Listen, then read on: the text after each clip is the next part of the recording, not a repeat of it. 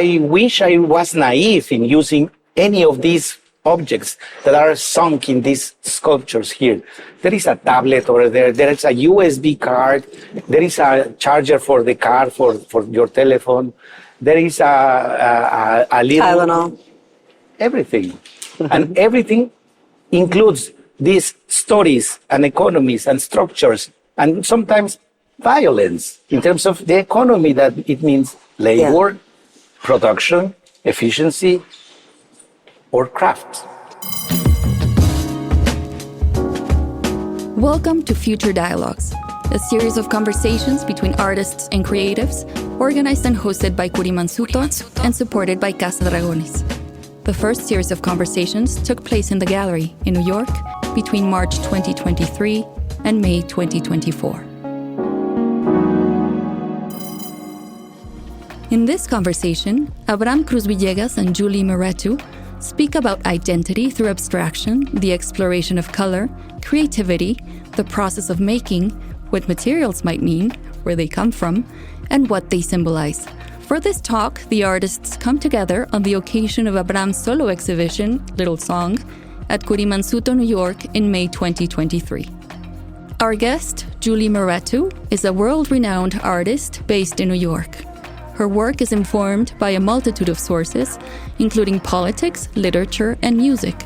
Through her abstracted large-scale paintings, drawings, and prints, she engages in a dynamic visual articulation of our contemporary experience, social behavior, and the psychogeography of space.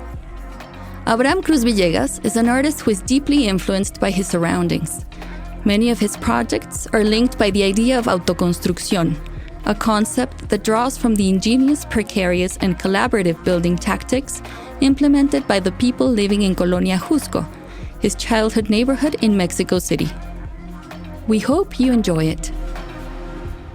It is an immense honor to be here in the middle of your work, even though this feels sinful to be in seats in the midst of this cosmos, but still, it's really an honor to be here with you. Am I rattling too much? So I just wanted to thank you for this exhibition. Abraham, when I came to visit you in Mexico City, when I was there for Nairi's exhibition, I came to your studio and you were in the middle of working on this work. And it was the first time you told me that you've had a studio for how many years? 8 years? 10 years. 10 years. So can you just talk to us about that a little bit and because 10 years without a studio is a decision. I mean, that's that you had your children and you decided not to have a studio, from what I understand, during that time. How were you working? I know you were working on this incredible book and others, and continuing to write and continuing to make. But can you talk about that period and how that led into this work, like as a transitory space or transitional space? Yes. Well, thank you, Julie. First of all, thank you for being here, and thank you, Jose, Monica, Alexander, Raul, everybody who's making this possible. I'm very proud and happy to have this show, to make this in the gallery in Curimansuto in New York. It's very meaningful, different ways, but I will not cry tonight.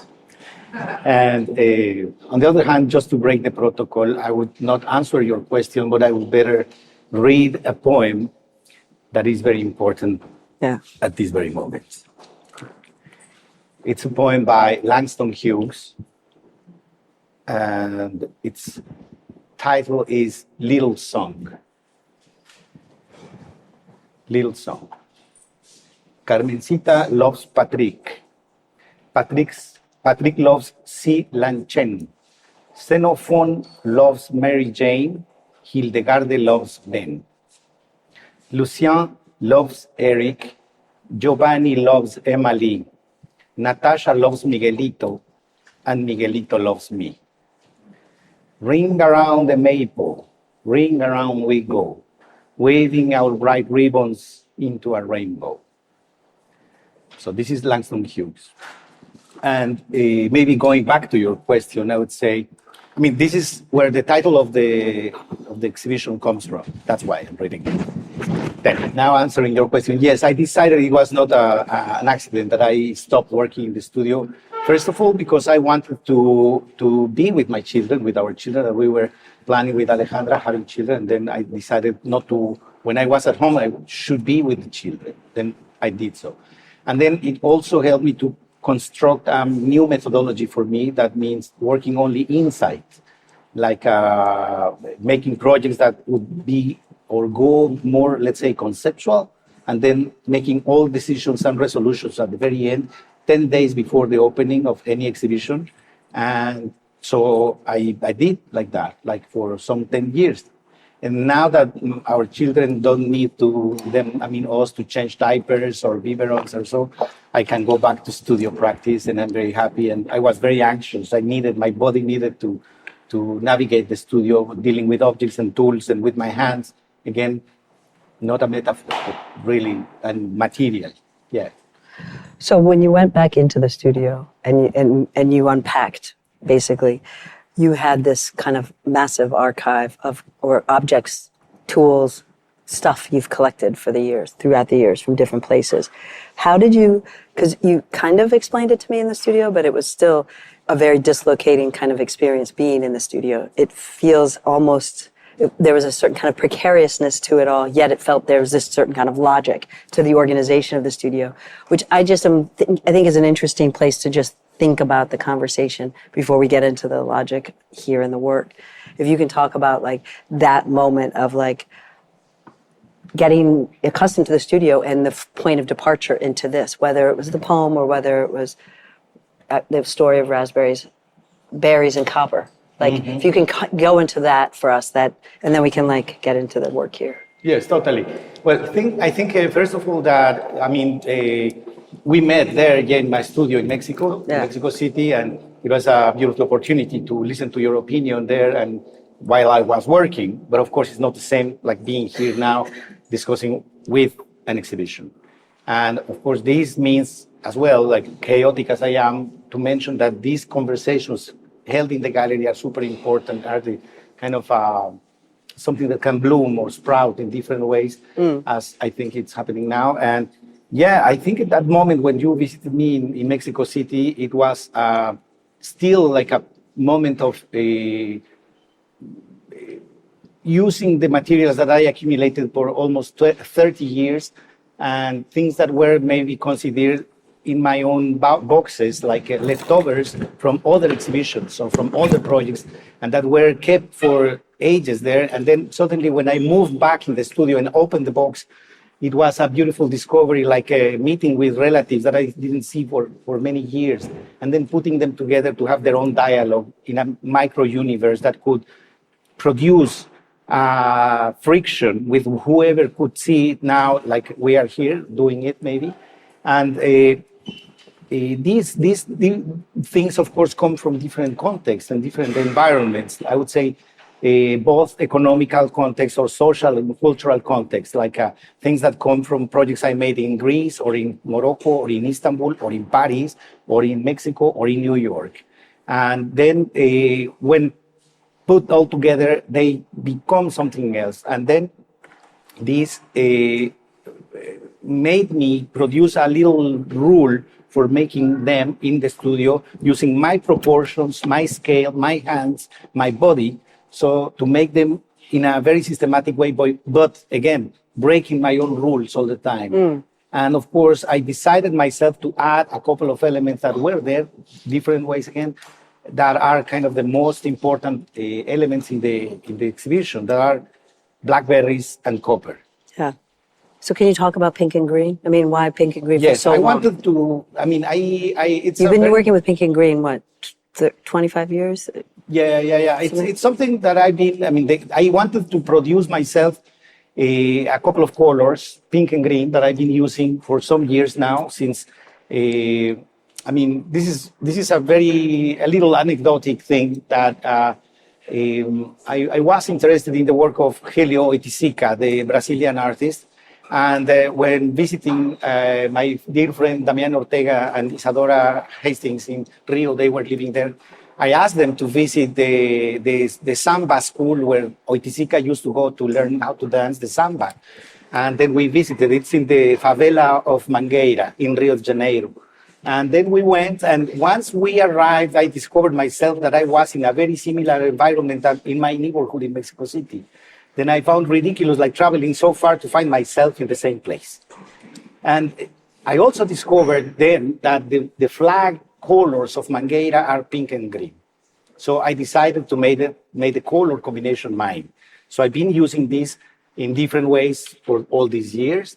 And now I decided to make the colors myself using different materials, and more specifically, copper for making the green, oxidating it, and pink by smashing or squeezing blackberries. Where did the blackberry desire come from? What was the... Well, both materials are meaningful. Copper has a really, like, in this, like, you can't go through this exhibition and not think about the people who collect copper to sell it. Like, it's the thing that's stolen off of buildings, taken from places, mined for that reason. But, like, so it is, but it's also in your work as these coins, as these, Yes. whether they're the American penny, the European 5-cent piece, Japanese, Exactly. Mexican coin. What? There are many layers in each material, I think, in my approach. Like copper, of course, includes these that you just mentioned that are maybe economical, but of course, there are some other that like making coins out of copper made more very expensive. So making a penny went more expensive than the value of 1 cent. Exactly. So they are faking copper for the pennies. And also in other countries, they have in Euro, they have 1 cent copper coins. And in Japan, there are some other copper coins, etc. In Mexico, we used to have the 20, the 20 cents coin that is still in the language. When you say, se te acabó el 20, that's something, it's over. Anyways, the thing is that it's not only that. And like as you mentioned, like in Mexico, they steal kilometers of copper from the street, like cable, during daylight, and then they accumulate and send them like pirates, I would say, to people who buy it, and this produces a change or a movement in exchange, like Wall Street. That's what I mean. But also, this is more in personal. I would say that. The desire to create your own color. The color green comes from oxidating copper, I said, but I accelerated the process by using vinegar. So this is more like alchemical, if you want, and because in the long term it goes green anyways, but I wanted to get it faster. So I learned with friends who know about it how to accelerate the green.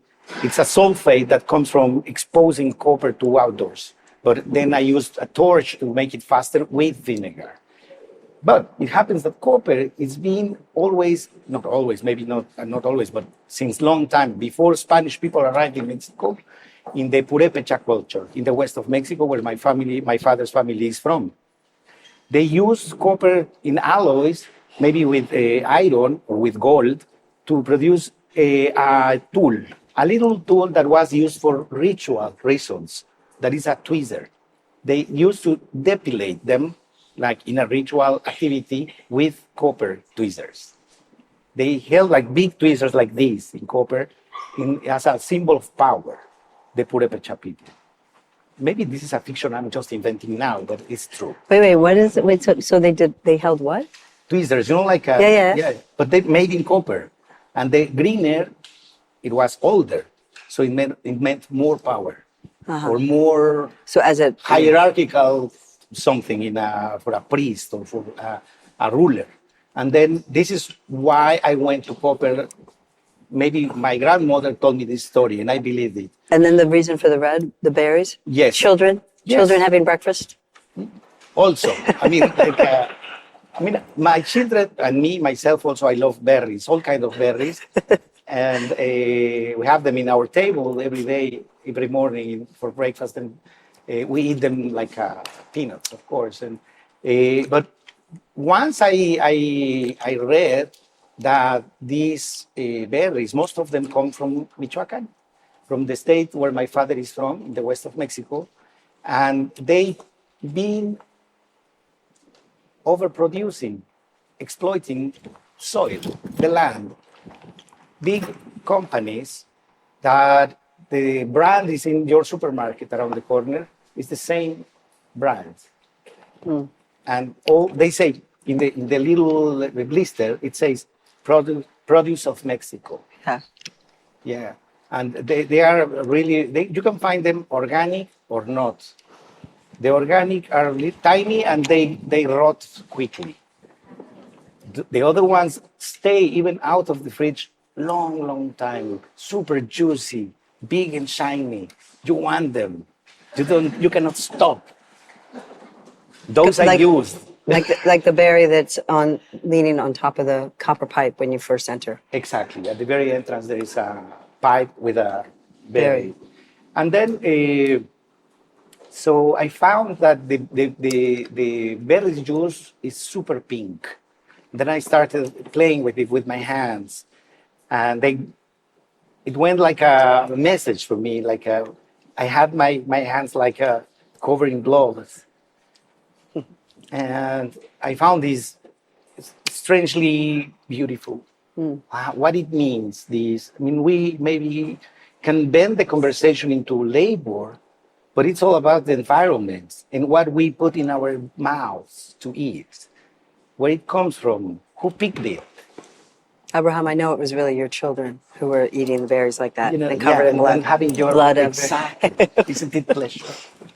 Yeah. Well, that's really beautiful. So one of the beautiful, I remember coming to the studio, and despite any effort I put to try and be like, oh, things, because your show was coming up very soon. It's like, oh, things look really good. I was like, what the hell is going on? Like in my head, I was like, you kept walking me to things. I was like, okay. And because there were so many of these little, whatever you want to call them, you call them models, sculptures, almost weird microchip kind of structures, whatever they are. They have this like, they're I love thinking of them as sculptures and models, but also as this kind of other kind of motherboard of something else. But either way, they were all over the place, and some were in the process of setting. Some were like you were showing me where the berry juice was and the green. But when I couldn't make sense of what was happening but it was this like form of like just material investigation. And talking to you, I realized every single, because you would like bang the tool, you were like, and it would reverberate, and you'd be like, break the record here, and oh, look at this long tail, this long leather tail. And you called them these things, like the tail of this piece. They were like wrapped up around. Yeah. Then I walked in here, and I got here a little before the opening, and it was like an incredible constellation. When you're here and there's not a lot of people, and you have the net going around the room and occupying the space of the room, and kind of there's this effort, there's a space of delineation, but they live on the walls, they live hanging from these hooks that are kind of have an intense point to them. They're hanging like in this very ritualistic kind of way. And together they create this cosmology and this taxonomy, where then as you come close to them, you really start to think of them very differently. They operate individually, but they really operate also in the liminal space of their kind of, and we were talking about at the opening, they operate in this liminal space of their kind of, the thresholds between them, the spillage that exists between them all, and what happens in that dynamic. And they become activated in a very, very different way, so that what's happening inside of them becomes a different kind of conversation and suggests almost a different kind of spiritual, like shamanistic, ritualistic kind of experience. And I'm curious about that, because that's something that artists talk about a lot, but people don't like to talk about outside of artists. Like it's a forbidden terrain in a way, and yet it's like this space of kind of a form of unknowing to get to a place of knowing, a form of like, so I wanted to ask you about that in the process, like how much of unknowing, how much of your process is this space of mining and excavating this history, but then also kind of putting together, like how much of you are you present in that, or is it this space of kind of, there's a form of other engagement with this materiality that's doing something? Because you talk about them as like these objects say things, like, and inherent in them, in each element of them, is an economy. It's not just an economy, but is a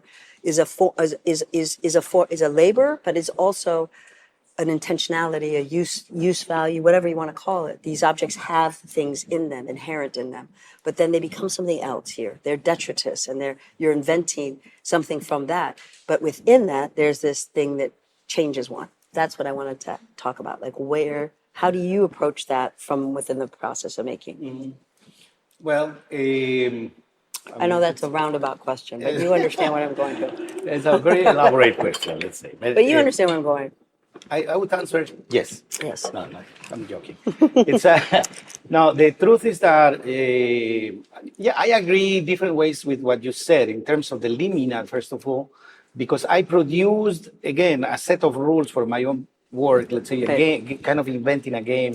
That it's something, of course, happens for me in any new project. Yeah. I like to test myself changing, but also like witnessing transformation in objects and in reality and persons and so. But again, breaking the rules of my own game became very important in a ritualistic way, maybe. Yeah. Like trying to allow these objects to tell their own stories and to dialogue in this micro universe or universes so they can have their own dialogue, and then I become a voyeur. Again, this production, let's say, produces knowledge for me in terms of questions. And this economy goes into, not to talk about animism, but I love the idea of animism, not in a religious way, but in an economic way, better. Like how people can discover or see through the works the way they are made, or what is the environment of each little thing in every work here.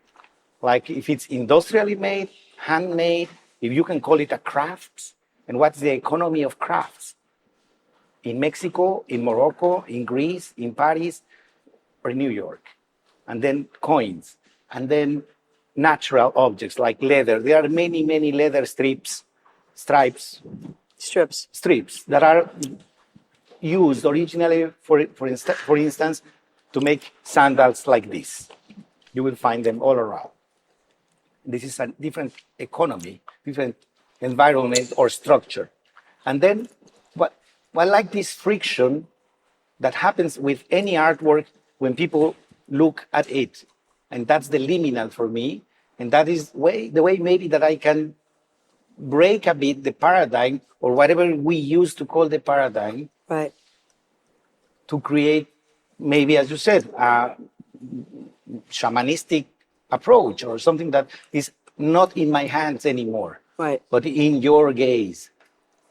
But this is creative making, whether it's a writer talking about, working on a novel. Like I think, I can't remember her name right now, but one of my favorite writers. Marianne Robinson. She's in a conversation talking about writing. She says, it sounds a little bit like witchcraft, or, it sounds like we're getting lost in this thing, but it really is. Like she really talks about getting lost in this room and having to invent these. Get in touch with these characters of these books and to really be able to invent. She has to be in this other space. And there's something about, like, I've watched you in videos working, and there's a space we go into in Montessori with young children. They call it flow, they call it whatever it is. It's something that all artists love to talk about, whether it's in rehearsed music, however we invent this stuff. But what I'm kind of interested in is there's many people who can talk about the economy of how something is made, like this net from this fishing village that you were telling me about. Pátzcuaro, yeah. And it's so like intricately woven to catch very, very small fish, or these kind of rattles that come from ants. Yeah, with butterfly cocoons. And they're used in ritualistic dance to call the rain. But that form, this kind of, or this idea of like digging out a canoe, and in digging out the canoe, there's a whole ritualistic aspect to that because of its engagement within the larger planet and the kind of participating in this community, but also being willing to receive the gift of the fish that will be this food source. there's a way of engaging with the world that has a very different form of knowledge, a different structure of knowledge that is non-European, non-aligned. You can call it indigeneity, you can call it whatever you want to call it. There are these hundreds of forms of different structures of knowledge and forms of knowledge.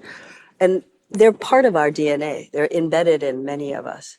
And a lot of, like, we were talking about this earlier, a lot of post-war European, we were talking about this with you, Benjamin, but it's kind of post-war European artists who, Dieter Roth and others, who were working with very kind of freely with these objects to try and make order out of a culture of disorder post, like, the horrors of the Second World War and such. That was the reality of the colonial context, whatever that context was. It was an order of violence, disorder, precarity. Many of the words you use in describing your work are the context and the social context that so many people in the world lived. We were talking earlier, they didn't need to go to Paris to get lost, as the Situationists did.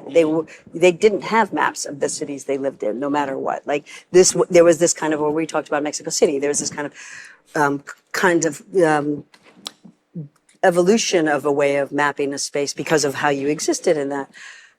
I think in this work, what I'm really drawn to, you can look at this and you can be like, it feels like it comes out of these forms of that other sense of knowledge. And I want to ask you, because I know for you, it's really this economic, like you see the economics and the form of labor involved in making this stuff. But what I'm interested in is, I think of the spirit of the person who made that is as inherent as the labor side of what they made, right? And so how do we deal with that socially? Where's the social political in that space where there's this other thing being conjured? Does that make sense? It doesn't make sense, but of course I think it's perfectly nonsense. And that way, exactly. It's pataphysical, I would say, better. But it's like, it's the effort of Dada. It was it's like a babbling. Because what you're saying is really punctual, it's very precise in terms of the need to escape from the paradigm of people in the Northern Hemisphere after war or during war, than to get lost in reality, like the situation is. That's what whether you said, it's whatever this the medium. Or I would say myself, maybe the arte povera artists that needed to react to the horrors of war. Yeah. But whatever they did was everything but poor. Yeah. It's art from rich people with rich materials, expensive at least. Or mimicking aspects or also the nouveau realist. I think it's they represent the need to escape from, like, I don't know, like you name them. And I like the work, of course. I admire very much the work of Robert Filiu or Daniel Spory or Dieter Roth.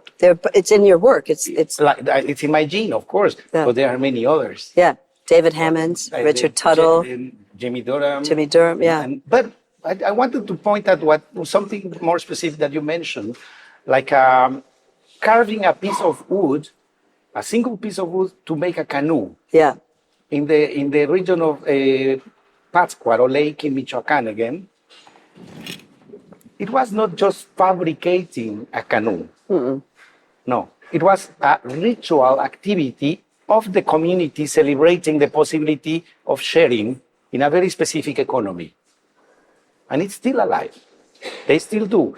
There is a big gathering in town in Pichátaro, San Francisco Pichátaro. That's the town where they produce the canoes for fishing the white fish that is endangered in the lake of Pátzcuaro. The community gets together to witness and to help the person who's in charge, who's kind of a priest. He's not a carpenter. Maybe we use the word we have in Western culture or paradigm to call him that way, or craftsperson. But in Purépecha, there is a different word for it. And he's the person who makes the canoe. And it's a celebration. It's a festivity. And it means a completely different perception of reality and universe.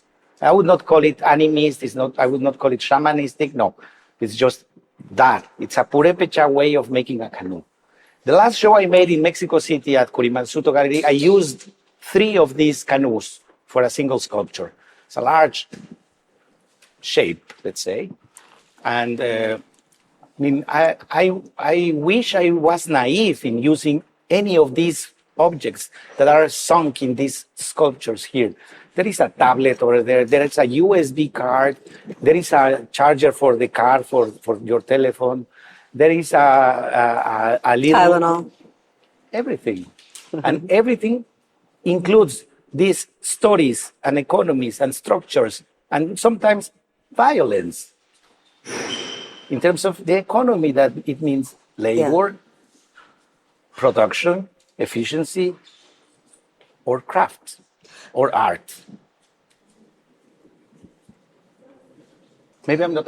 Maybe No, I I want to say think something. okay. No, Yeah. and then no, I think that's really important. But inside of that, it's the leakage between all of those that is to me like where the potency lies. So the kind of spillage between these pieces and what is suggested by that, right?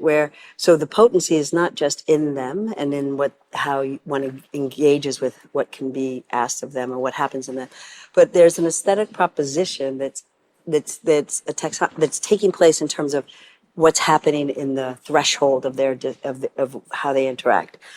And I bring that up, I think, because I think there's a politic in that, right? Like Mexico is the country, the border country between Central America, South America, and the United States. I was going to say New York, but I didn't mean that.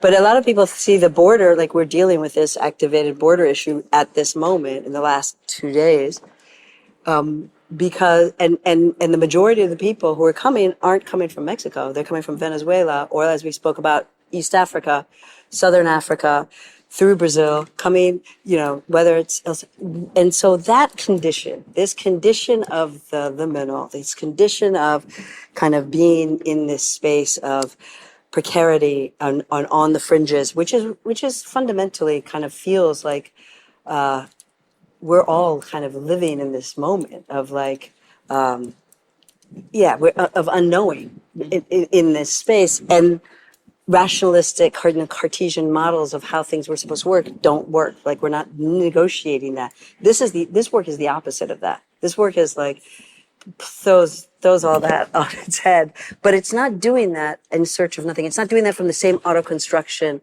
space that I feel like you were working from before.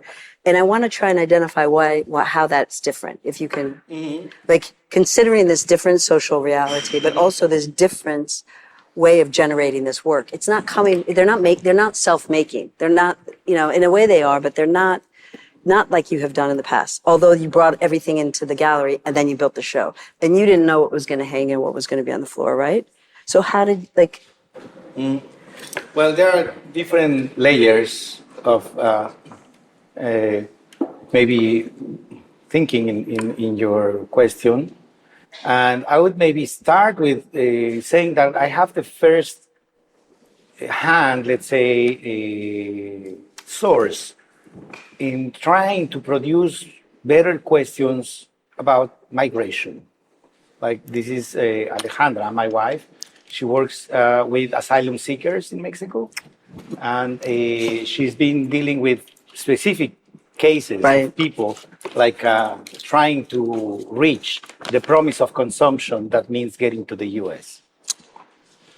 But of course, they are escaping from maybe being murdered or etc. I will not describe this because you know about it. We all know. But I have this reminder every day at home.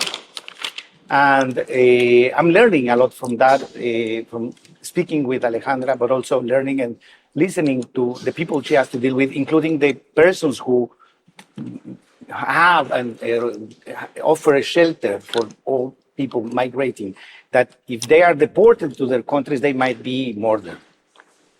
People in Venezuela or Haiti, or so. And then, but this is one thing. This takes me again to the poem by Hughes, because for me, my understanding of this poem is not excluding nobody. It's including.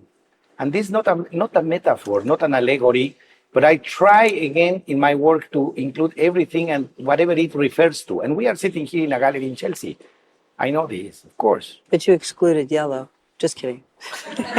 I mean, just, you know, or orange. No, I'm joking. Good joke.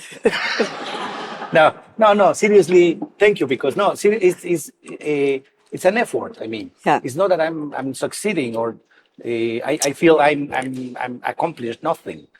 It's just an effort to try to produce questions. That's it. Well, so then that's something that I think about a lot, which is, are these then, like, do you think of these as, I love the way you talk about them, like I said before, of models, but do you see them as propositions? Do you see them as these kind of questions? Do you see them as, like, do they carry some other kind of, you know, what happens in their kind of insular self inside of them? And to me, I think that the allegory to what you're talking about in terms of the border and in terms of community and in terms of sociality and that is super interesting. But that's a question I ask myself all the time. As artists, our agency is in the act of making. And it's in that space that some other possibility might become realized. So, but that's not necessarily a proposition. It's more an investigation. But it's also, again, it's like a way of like trying to make knowledge from a place of not knowing and trusting. But in that not knowing, there's a deep sense of knowing. I know those are two contradictions and it sounds like Dada, but it isn't. You know, we know each other very well. Yeah. You know, I love embracing contradiction. And I'm a very contradictory, unstable, and my way of understanding my work is very precarious. But I embrace this as well.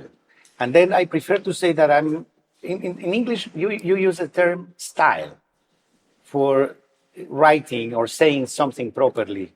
And that's the way I'm trying, in terms of language, I'm trying to make or to write or to think questions better. Right. This is my work. So that's what Exactly. And then it happens only in space. Which form these questions take in space that you can call art in our society. And that I think we share. I think we are not offering any answer to nothing, but sharing questions that are public, that are made aloud, and then people can make their own questions. So it should multiply the question itself geometrically. Is in the experience of the engagement with the work. Approaching your painting. Or your, yeah. No? There is no pamphlet in your work. There is no propaganda. But it's, for me, my understanding, your work is highly politicized. And I enjoy that very much. If it's valid, it's acceptable to say that I enjoy your work that way. Yeah. I think it's my right. But I love that. But I think that it's the activation from this space of mining, from, you know, you've talked a lot and you've made work for years dealing with detritus and dealing with what was cast aside and dealing with what it feels economically useless in a particular way, not economically useless, actually, that's incorrect. It doesn't participate in a particular kind of market economy, but it participates in a kind of recycling economy or building economy or self-construction, like you talk about this with autoconstruction a lot.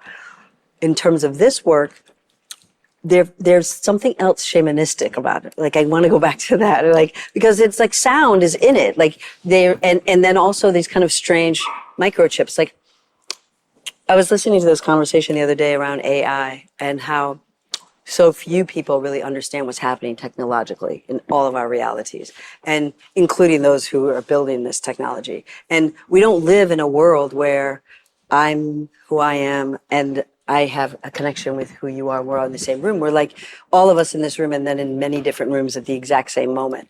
How do we negotiate this other kind of psychogeographic space? And in a sense, like these feel like they're trying to call something else. That's what I want to like talk about, because that's not something that other people talk about, but artists talk about. So, and it happens in music, it happens in ceremony, it happens in what happens in a communal kind of effort to understand. And to me, it feels like it happens in your writing, in your in the way you talk about teaching, the way you talk about participating in workshops, the way you talk about participating in terms of in your writing, the way you talk. This dialogue is about kind of getting somewhere collectively, not individually, and that feels like the experience one has when one comes into here. So I'm curious, like how you activate that, how you participate. You said in like how does that occur when you're in here? How much are you making decisions? How much is everyone else making decisions? Because you told them move the sculpture. Right. You've given instructions, build the sculpture in the past. Like, yeah. Well, I think there are two answers. maybe that was too many questions to your question. That is, one is that I would say that in fact it's part of, and there are two answers that are the same. That one is that just Benjamin was asking me before we started this conversation about if I'm doing any more autoconstruction or not. And I said, in a way I am, and I think I'm very much I am. Because this is the way everything started, and everything goes back to that. That is where I grew up in Mexico City, in a neighborhood in which everything is chaotic. And the way in fact, I want to keep this way of existing, my existence like that. And then it's not a methodology, of course. Methodology cannot be chaotic, or maybe, I don't know. But of course. And well, the thing is that it comes from that. This information is not autobiographical.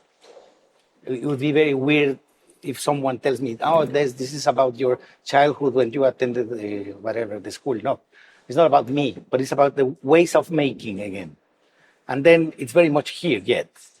Benjamin, yes, thank you. And then the second thing is that in that kind of environment, you don't need to get lost. You are lost, as you said. Yeah. We are lost, like in Addis Abeba, like in Rio de Janeiro. We don't need to escape from our paradigm because it's already not paradigmatical. Yeah. It lives in that illogical space. So that's the way I arrived here with all these things to organize this exhibition, or to disorganize this exhibition. But there's really sensitive aesthetic decisions that are made that participate in that feel to me that I respond to. And like this piece I think I respond to really intensely, and I was trying to figure out why this piece as opposed to this piece. I mean, I also respond, but and one can think about that. Like, I'll go back to David Hammond's tart paintings, with the paintings that he's made where they're covered. No, they're tarps. They're like painted, and then they covers them with the construction tarps that you see outside. And at first I was like, they felt so ritualistic, and they have this kind of ceremony to how they're put together.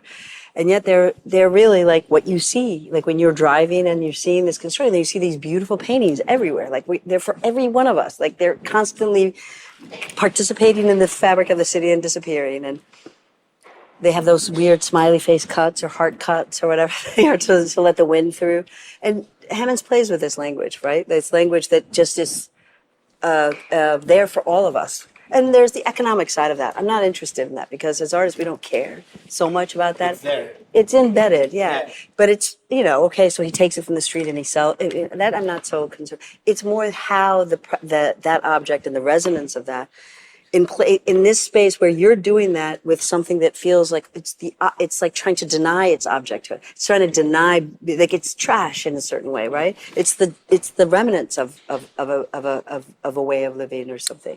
And yet there's this deep, I don't know, place, the liminal's inside there, but it's also in it. And I don't know, they're really, I was really moved when I walked in and I saw them in conversation with each other. Then I was like, okay, you're really a magician. Yeah, well, no, I think there are two different moments of liturgy there in this process. For me, maybe I would use the word ritual, but in fact it was very not ritual, like breaking again its own rhythm, and its own pace and its own rhyme, like using the same materials and the same process, like using plaster, first of all, with molds that are my size, again, my hand size, my body size. And then plaster has its own time. It dries very fast and it goes super hot. when drying, and then using wax, and then squeezing the berries, and then all these ritual moments broke its own rule. Yeah. And then here again, I tried not to repeat. I promise, I tried any solution, like navigating the space in a, I don't know, maybe it's something I like talking about, like trying to be transparent with my own lack of skills. So I have to show them. I have to show them and to make transparent the way I work. And this is maybe my ritual. So there's something you said in one of the things I read in this magnificent book. If you don't have this book, I recommend it to everyone. It's, artist writings are wonderful. And there's some really great ones like Rock My Religion, Dan Graham, and others. This is one of those. This is a wonderful book. So thank you for sharing it with me. But in this, you talk about, at one point, how many of you in a community, I don't know if it was in the workshop with Gabrielle or something else, talked about getting fully contaminated, like encouraging, getting as contaminated as possible. Like when you're talking about being Mexican and being and experiencing this kind of other, and these feel like contagion to me. Like these feel like they're embedded with that idea. And I just wanted to ask you about that thinking and how that, like right now we're dealing with a cultural moment where nothing works in binaries, right? Like gender, forms of reality, social space, the kind of speed at which we travel around the world, the speed at which images are shared. Nothing exists in this way that you can say you're a communist or you're a capitalist. It doesn't exist in that space anymore. So what is that? Like where is that? How do we negotiate that? And that's something that I feel like I wanted to ask you about. And Well, maybe this is a confession, but literal. But I grew up with a liberation theology, and I think it's very meaningful for me, And in terms of your question, because we were part of a very interesting moment, let's say in Mexico. I'm talking about like my generation. I was born in 1968, and there was a turmoil, like a big something happening that year. And since then, I think the word crisis became the most important term for my generation, and it didn't stop yet. And then maybe corruption with the second one, but there are some others. So even like crisis, revolution, corruption. My vocabulary is very limited, anyways. But anyways, the thing is that as a believer, I was sometimes in conflict with myself as a child. But then I got rid of the idea of sin, and I went free.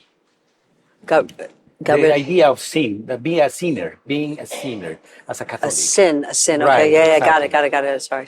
Then, literally I went free, and I regret of nothing, including reading American poetry, reading, being influenced by Jimmy Durham, and like getting as much information as possible, embracing contradiction again in a very, very, very generous, I would say. I grew up in terms of liberation theology in a very strong community of ladies, mostly in my neighborhood, fighting for the rights for education, water, electricity, Sewage, land, and sewage. Yeah.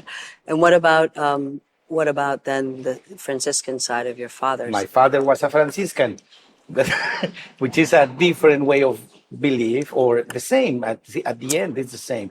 But it was all about, in his words, and not my father's, but San Francis, it was all about poverty and a brotherhood or sisterhood with everything, everybody horizontal. That's my education. But I think it's the first time in many years that I use the word poverty. Okay, I think we need to wrap up, but I'm going to ask, I have two more questions. One has to do with, and it's kind of a complicated question. I'm sorry to ask it to you. Oh, no, stop. It's, I feel like there's this history with a particular form of American art, that I'll generally say comes from a very particular kind of cultural background. It is the one we're mostly taught in, which has a predominance of white male artists, right? But there's this history of American art and then also of post-war art where where you are leaving the family, where you're about reacting against your parents, reacting against the generation before, reacting against who you come from, where one comes from. And in fact, I remember even Dave Hickey one time said, anyone who talks about their parents and what they do, I don't want to hear about it. And I remember thinking, that's like most of the world you just lost. That's such an assumption. And it's interesting because I feel like whenever I hear you talk about your work, or even in your writing about it, you go back to this place of what made you. And you speak about your work always in this space of like, how it's similar to you. It's always in the state of transformation. It's always trying to arrive somewhere. It doesn't know what it's doing.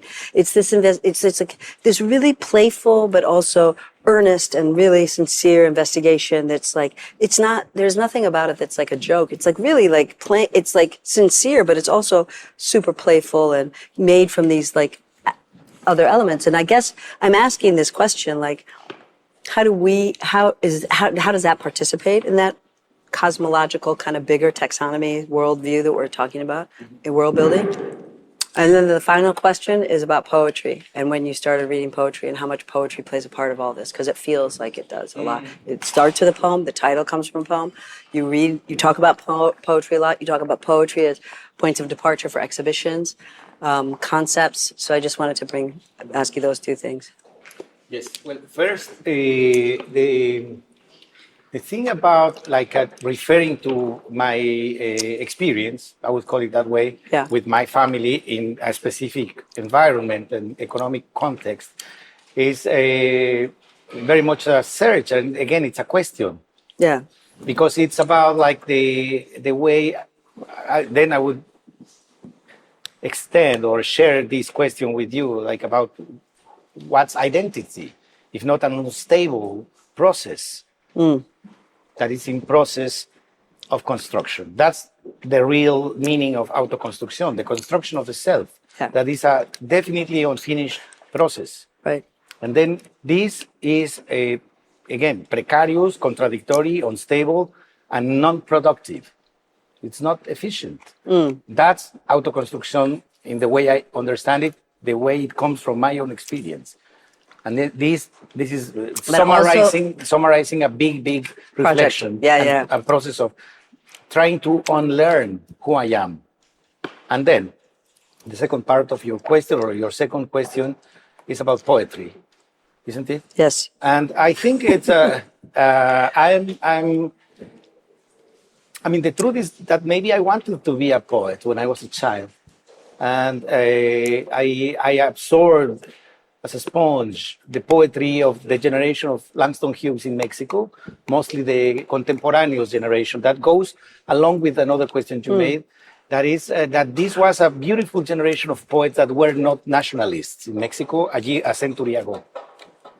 Javier Villaurrutia, Jorge Cuesta, José Gorostiza, Gilberto Owen, Elias Nandino.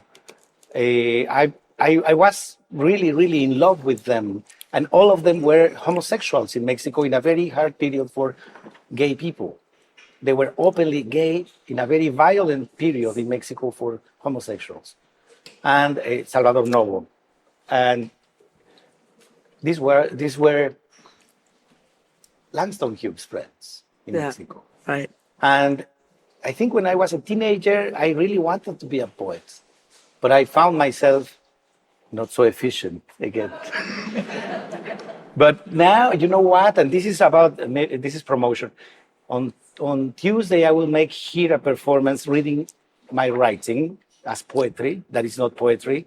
I've been writing lyrics for songs. I know nothing about music, but I love writing songs. No, nothing at all. Nothing. No. I mean, I like sometimes to. Yeah, no. The thing is that I still write poetry, and that would be it. And I'm still waiting the moment to link my work to other poets. Last year, I made an exhibition in Los Angeles with Sean Regan there, and it was all related to Concha Urquiza, a poet from Michoacán again, and who was a communist and Catholic and lesbian in Mexico in the 20s. And she killed herself at 30 years old because I don't know why. But her poetry is very eccentric and unique in Mexico at that time. Yeah. And it's a poet's poet. Right. Not so well known, unfortunately. Thank you. Thank you so much, Abraham. This work is beautiful. Thank you. Thank you for listening to Future Dialogues. Our next episode will be a conversation between Carlos Amorales and Joan Jonas.